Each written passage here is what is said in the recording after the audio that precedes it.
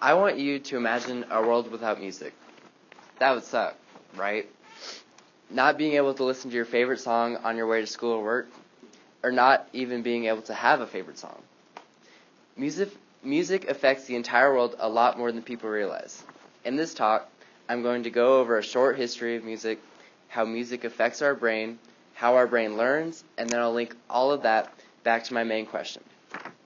So, starting off with a short history, the oldest prehistoric instrument was most likely the human voice, which can make a vast array of sounds from singing, humming, and whistling.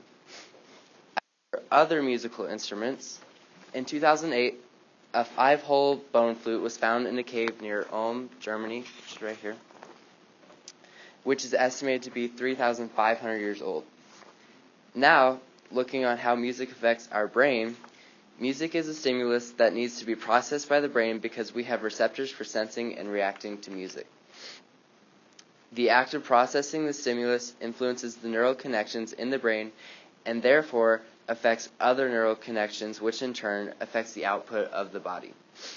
One of the first things that happens when music enters our brain is the triggering of pleasure centers, which release dopamine, which is a neurotransmitter that makes you feel happy. Two main parts of your brain produce dopamine. One is called, dopamine is like a happy transmitter. It's called a feel-good neurotransmitter because it makes you feel happy. Two main parts of your brain produce dopamine. One is called the substantia nigra, right there, and it's a tiny strip of tissue on either side of the base of your brain, and it sits in a region known as the midbrain. Close by is the ventral tegmental area. Yeah, it too makes dopamine. So now, before I was, done with all my research, I wanted a little bit more, just so I could put it all together so it would make sense. So I asked another question: how does the brain learn? The human brain consists of special cells called neurons, which are composed of several parts, including brain fibers known as dendrites. So as you learn, those fibers grow. The fibers connect your brain cells to one another at contact points called synapses. The larger your brain fibers grow, and the more brain cells they connect, the more information that can be stored in your brain. So now that I knew all of this, I can finally go back to my main question: to what extent can music affect learning? So I did a little test, basically.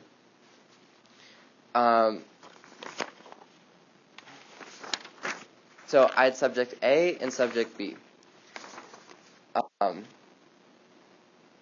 Actually, before I get into that, I should explain how different genres actually affect your brain differently.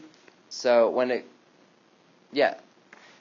upbeat music, including songs with positive lyrics, can provide an energy boost and get your brain primed for learning. Once it's time to buckle down and concentrate, however, like when you need to read, write, or study your course materials, instrumental music and soothing genres can help you stay calm and focused. Ultimately, however, each person may develop an approach to studying with music that is uniquely suited for them. With all this information, I conducted a few different tests, 10 times each with different people. My first test, I had two subjects, A and B, and subject A was given 1 minute to study new material in silence, and subject B was given the material, the same study time, except they were listening to their favorite music. There were 10 questions, and subject A, on average, got 4 out of 10 of the questions, and subject B got a whopping 8. So I conducted practically the same test 2 other times, but this time I got to pick the genres. So I did it with classical music, and as you can see, subject A and B's performance both grew, and then with lyrical, they both kind of evened out. So these tests, by the way, were history, so it was more about memorizing a subject than like math or like physics, like writing out problems. So this all brings us back to what I discussed earlier about how music influences neurons and how neurons get sort of a fatty layer on them when you either practice things a lot or when you're listening to music. So whether you're studying for that final you need to get an A on or you're just on your way to work or school, think about turning on some music. Thank you.